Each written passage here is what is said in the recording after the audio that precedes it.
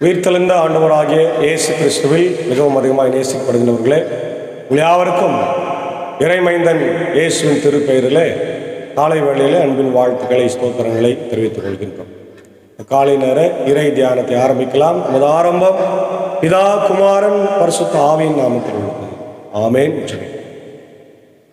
நேற்றும் இன்றும் என்றும் மாறாதவரும் மரணத்தை வெற்றி சிறந்தவருமாகிய எங்கள் அன்புள்ள ஆண்டவராகிய இயேசு கிறிஸ்துவை அனுப்பிய பிதாவே, எங்களுக்காக உலகத்தில் கல்வாரி சிலுவையை சுமந்து பாடுகளை ஏற்றுக்கொண்டவர், தூய ஆவியானவரே, வழிநடத்துகிறவரே, இதோ இந்த மகிழ்ச்சியான ஆண்டவர் ஏப்ரல் மாதத்தில் 22ஆம் நாளை எங்களுக்கு ஆசீர்வாதமாய் தந்தார்.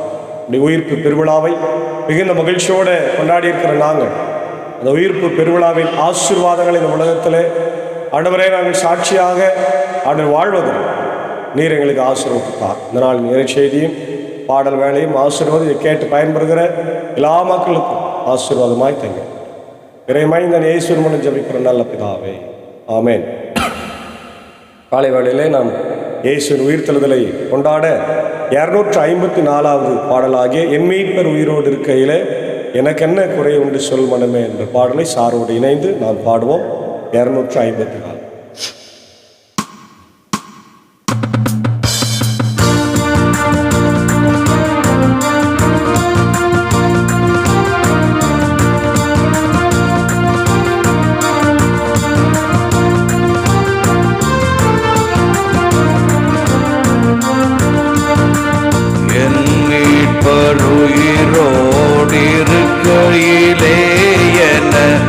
இருக்கையிலே என்ன குறை உண்டு நீ சொல் மனமே, என் மீட்பருயிரோடிருக்கையிலே இருக்கையிலே என்ன குறை உண்டு நீ சொல் மனமே. பொன்னோ தொலைந்திடும், மண்ணோ அழிந்திடும், ஓரொழிந்திடு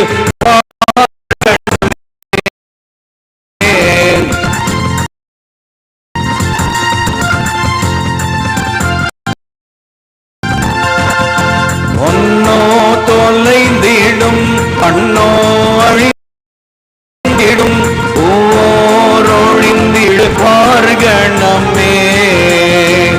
என் ஆசை மிகும் இயேசுவோ நித்திய, என் ஆசை மிகும் இயேசுவோ நித்திய, எல்லா பொருள் விலை கொள்ளா பொருளெனும் என் மீட்பருயிரோடிருக்கையிலே இருக்கையிலே என்ன குறை உண்டு நீ சொல் மனமே.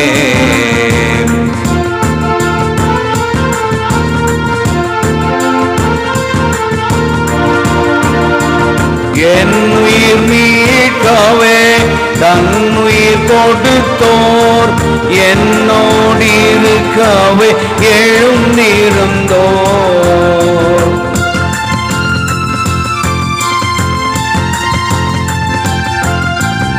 என் உயிர் மீட்கவே தன்னுயிர் கொடுத்தோர், என்னோடிருக்கவே எழுந்திருந்தோர். விண்ணுலகுயர்ந்தோர், உன்னதம் சிறந்தோர், விண்ணுலகுயர்ந்தோர், உன்னதம் சிறந்தோர். மீத்திரனே சுக பாத்திரம் அருளும் என் மீட்பர் உயிரோடிருக்கையிலே இருக்கையிலே என்ன குறை உண்டு நீ சொல் மனமே.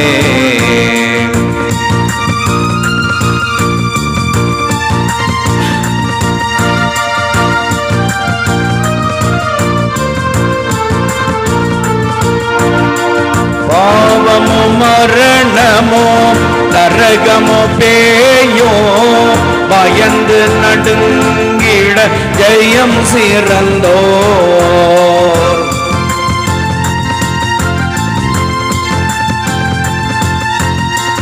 பாவமோ மரணமோ நரகமோ பேயோ பயந்து நடுங்கிட ஜெயம் சிறந்தோ சாபமே தீர்த்தோர் சர்க்குருநாதன் சாபமே தீர்த்தோர் சர்க்குருநாதன் சஞ்சலமினியே நெஞ்சமே மகிழாய் என் மீட்பர் உயிரோடிருக்கையிலே என்ன குறை உண்டு நீ சொல் மனமே.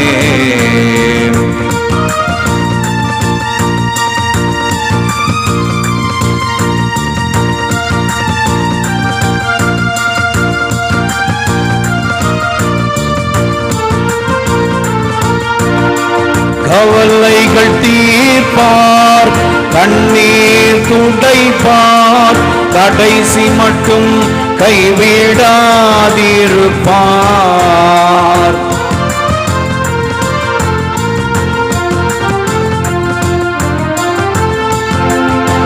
கவலைகள் தீர்ப்பார் கண்ணீர் துடைப்பார் கடைசி மட்டும் கைவிடாதிருப்பார். பாவம் மன்னிப்பளிப்பார் பாக்கியம் கொடுப்பார். பாவம் மன்னிப்பளிப்பார் பாக்கியம் கொடுப்பார். பரம பதவியினுள் எந்தனை எடுப்பார்.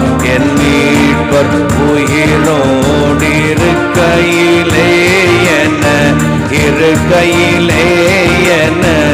என்ன குறை உண்டு நீ சொல் மனமே.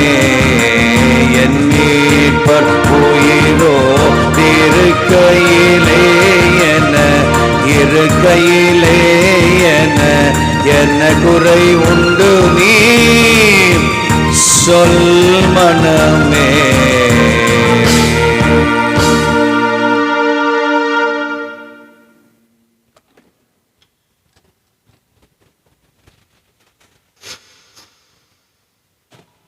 உயிர்த்தெழுந்த இயேசுவின் திருப்பெயரிலே மீண்டுமாக உங்கள் யாவரையும் அன்போடு இந்த காலை நேரத்தில் நாங்கள் வாழ்த்தி வரவேற்கிறோம். இந்த நாளிலும் நாம் வாசித்து தியானிக்கும்படியாக தெரிந்து கொண்ட கடவுளுடைய வார்த்தை அது ஏசாயாவின் தீர்க்க தரிசன புத்தகம் 25ஆம் அதிகாரம் வசனங்கள் 7 முதல் 9 வரை உள்ள வசனங்களை நாம் படித்து தியானிப்போம். ஏசாயா 25 7 முதல் 9.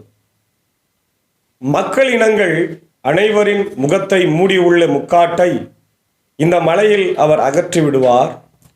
பிற இனத்தார் அனைவரின் துன்ப துகளை தூக்கி எறிவார். என்றுமே இல்லாதவாறு சாவை ஒழித்து விடுவார். என் தலைவராகிய ஆண்டவர் எல்லா முகங்களிலிருந்தும் கண்ணீரை துடைத்து விடுவார்.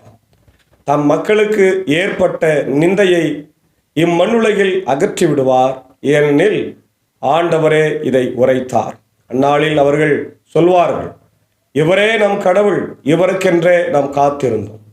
இவர் நம்மை விடுவிப்பார்.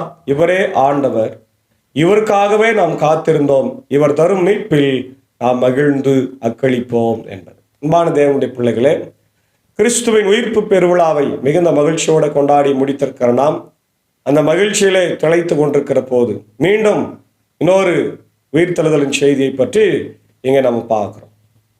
ஏசாயா ஏறக்குறைய 800 ஆண்டுகளுக்கு முன் இயேசு பிறப்பதற்கு 800 ஆண்டுகளுக்கு முன்பே அவர் உயிர்த்தெழுவார், மரணத்தை ஜெயமாய் விழுங்குவார் என்கின்ற நற்செய்தியை மிக அழகாக இந்த பகுதியில் சொல்லியிருக்கிறார். இதனுடைய ஆசிரியர் ஏசாயா என்று நாம் பார்க்கிறோம். இந்த பகுதியை மாத்திரம் அப்போகாலிப்ஸ் ஆஃப் ஐசையா என்று சொல்வார்கள். எதிர்காலத்தில் நடக்க போகிற ஒரு சம்பவம் என்று சொல்றாங்க. சிலர் இதை என்ன சொல்றாங்கன்னா 8ஆம் 6ஆம் நூற்றாண்டில் எழுதப்பட்டிருக்கலாம் என்று சொல்றாங்க. சிலர் இதை பாபிலோனிய சிறையிருப்புக்கு பின்பு எழுதப்பட்டதாக சொல்லப்படுகிறது. இதனுடைய பின்னணியை நாம் பார்த்தோம் என்று சொன்னால், இதனுடைய வரலாற்று பின்னணி, historical context, judgment and restoration, நீதி தீர்ப்பும் மறு கட்டமைப்பு, மீட்டுருவாக்கம், என்று சொல்லப்படுகிறது. முக்கியமாக 25 இந்த அதிகாரம் கடவுளுடைய நியாய தீர்ப்பு மக்கள் இனங்கள் மீதும், அதே நேரத்தில் மீட்டுருவாக்கம், இஸ்ரவேல் மக்களை மீட்டுருவாக்கம் செய்கின்ற ஒரு அழகான பகுதியாகவும் அமைந்திருக்கிறது. ஒருவேளை அவர்கள் பாபிலோனிய சிறையிருப்பிலிருந்து மீண்டு வந்த பொழுது அவங்களுக்கு ஆண்டவர் ஒரு நம்பிக்கையின் செய்தி அளித்து மீட்டுருவாக்கம் செய்கிறார் என்ற செய்தி சொல்லப்பட்டிருக்கிறது. முக்கியமாக இதில் சொல்லப்பட்ட செய்தி என்னன்னா, காட்ஸ் சோவரனிட்டி. காட்ஸ் சோவரனிட்டினா கடவுள் ஆளுமை உள்ளவர், முழு உலகத்தையும் படைத்து அவரே ஆளுகை செய்து கொண்டிருக்கிறார். அவரின்றி ஒரு அணுவும் அசையாது என்று பெரியவங்க சொல்றாங்களே, அதுதான். அவரின்றி ஒரு அணுவும் அசையாது. God's sovereignty, God's power and God's authority. கடவுளுடைய வல்லமை, கடவுளுடைய அதிகாரத்தை இந்த அருமையான பகுதி நமக்கு காண்பிக்கின்றதா இருக்கிறது.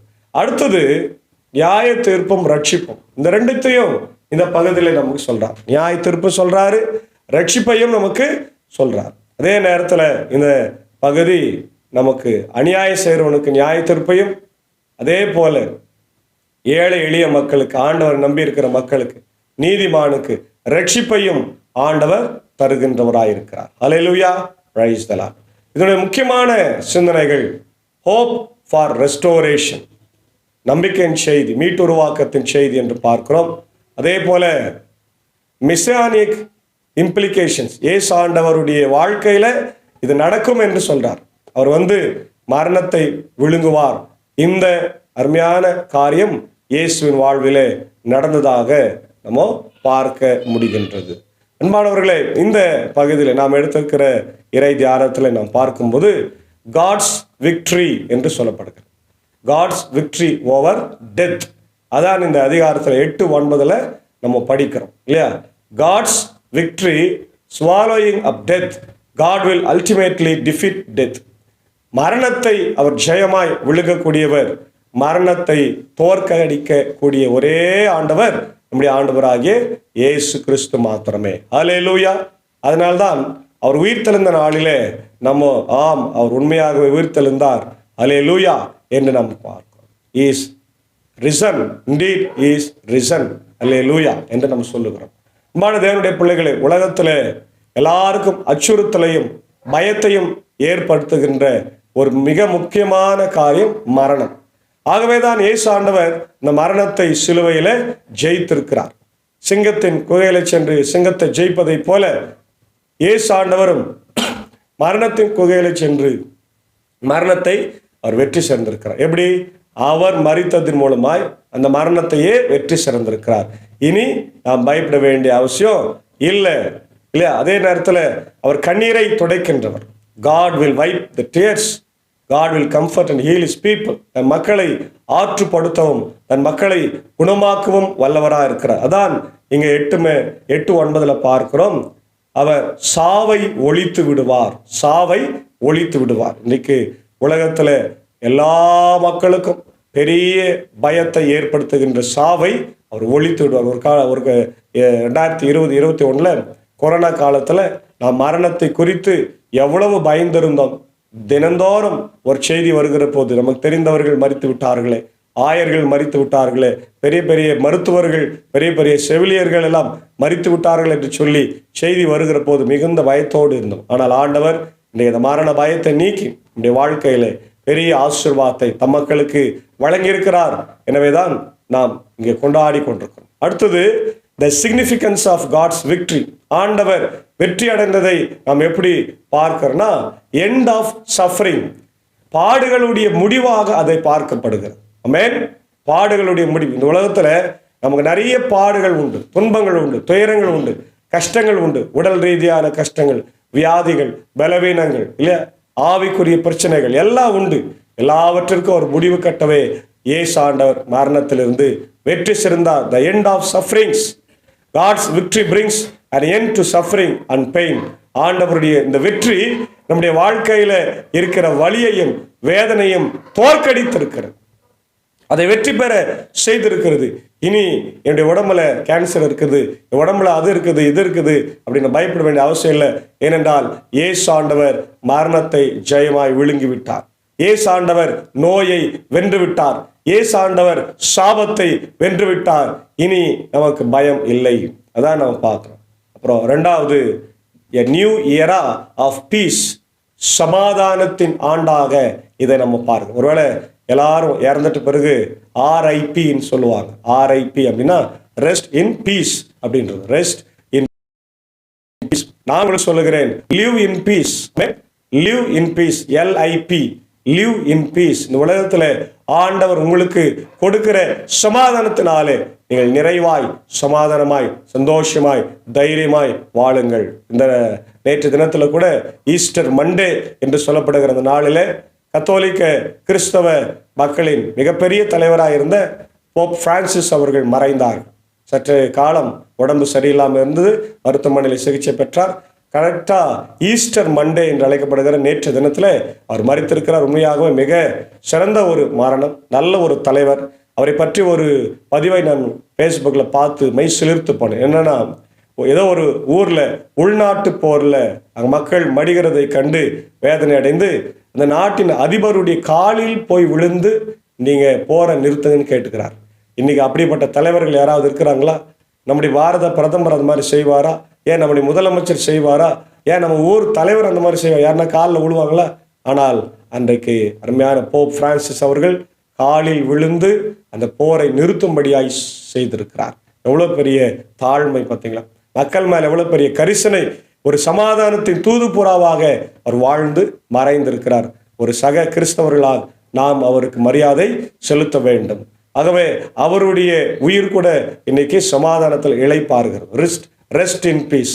நம்ம இன்னைக்கு லிவ் இன் பீஸ், சமாதானத்தோட வாழ். இந்த காலங்கள் வந்து a new era of peace and joy, a new era of peace and joy. இந்த காலகட்டம் நமக்கு சமாதானத்தையும் சந்தோஷத்தையும் மகிழ்ச்சியும் கொடுக்கக்கூடியதாய் இருக்கிறது என்பதை நம்ம பார்க்கணும். அப்போ நம்ம என்ன புரிந்து கொள்கிறோம்? ஹோப் இன் சஃபரிங், பாடுகளின் மத்தியிலே நம்பிக்கை இல்லையா? அதே நேரத்தில் ஆண்டவர் கொடுத்த வெற்றியை கொண்டாடுவது, ட்ரஸ்ட் இன் காட்ஸ் சோவரனிட்டி, கடவுளுடைய ஆளுமையில நம்பிக்கை கொள்வது, trust in God's power and plan, கடவுளுடைய வல்லமையில நம்பிக்கை கொள்வது, அவருடைய திட்டத்தில் நம்பிக்கை கொள்வது தான் நம்முடைய மிக சிறந்த முக்கியமாய் இருக்கிறது நம்ம பார்க்கிறோம். அதே நேரத்தில் இவருடைய இறையல் சிந்தனைகளை நாம் பார்க்கும்போது விக்ட்ரி ஓவர் டெத் என்பதை நம்ம பார்க்கிறோம்.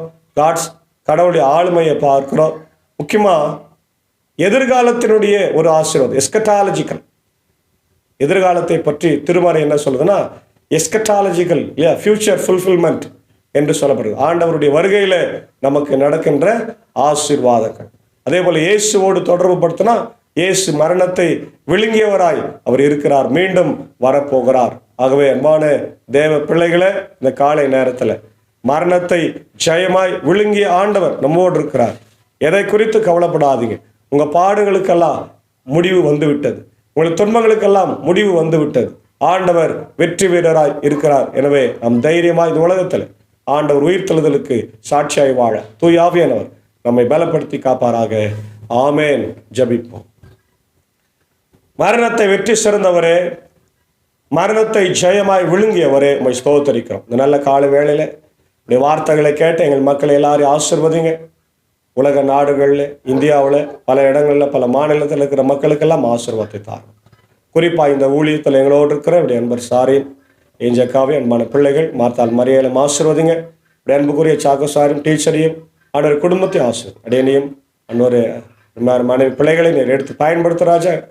இதை கேட்டு பயன்படுகிற அனைத்து திருச்சபைகளின் மக்கள் ஆண்டவரே, சபை பாகுபாடின்றி இதை கேட்கிறாங்களே ஒவ்வொருவரையும் ஆசீர்வாதம். விசேஷமாக இந்த நாளில் இதோ கடந்த அநேக ஆண்டுகள் எங்களோடு கூட வாழ்ந்து ஆண்டவரே சமாதானத்தின் புறாவாய் வாழ்ந்த உடைய அன்புக்குரிய ஃபாதர் போப் பிரான்சிஸ் பிஷப் ஆண்டவரே, அவருக்காக நான் ஜெபிக்கிறோம்.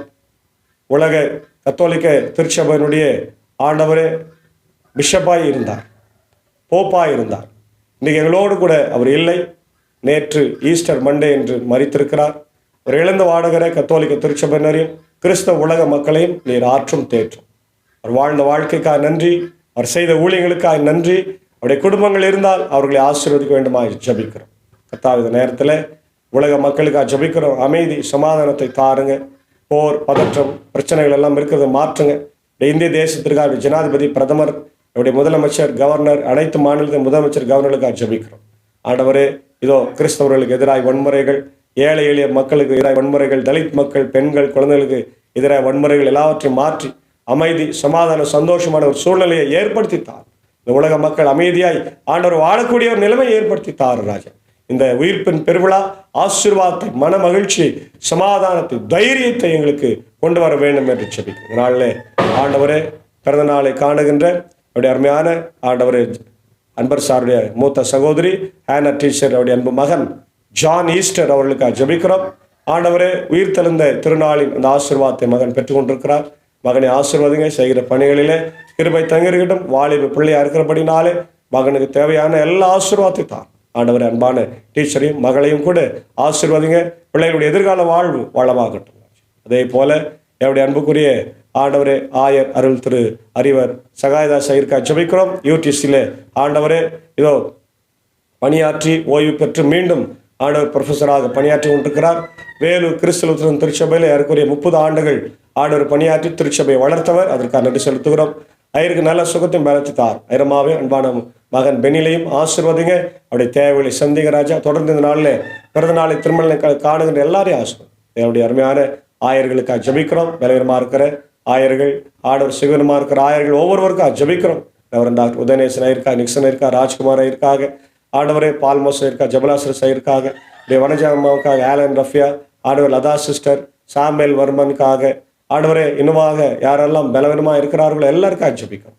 என்னுடைய அமுதா அம்மாவுக்காக, விமலா அம்மாவுக்காக ஜெபிக்கிறோம். கண்ணோக்கி பாருங்க, எல்லா பலவீனங்களையும் மாற்றுங்க ராஜா. எங்களை நீர் உயிர்த்தெழுதலுக்கு சாட்சியாக எடுத்து பயன்படுத்தும்படியாக ஜெபிக்கிறோம். நாள் முழுவதும் பணிகள், பயணங்களை ஆசீர்வாதிங்க. குறிப்பாய் இந்த வெயிலின் உஷ்ணத்திலிருந்து எங்களை காத்துறணும். குழந்தைகள், பெரியவர்கள், தாய்மார்கள் யாரும் பாதிக்கப்படாதவன் ஆண்டவரே பகலில் மேகஸ்தம்பத்தை தந்து எங்களை பாதுகாத்துக் கொள்ள வேண்டும் என்று நான் ஜெபிக்கிறோம். இதை பொறுப்படுத்திக் கொள்ளும் ஆசிரம் மரித்து உயிர்த்தெழுந்த ரட்சகராகி இயேசுவின் மூலம் ஜெபிக்கிறோம் நல்ல பிதாவே, ஆமென். மரணத்தை வெற்றி சிறந்த ஆண்டவராக இயேசு கிறிஸ்துவின் கிருபையும் பிதாவாக தேவனுடைய அன்பு பரிசுத்த ஆவியும் நம்முடைய ரோடு கிடைப்பதாக. ஆமென். God bless you. Stop.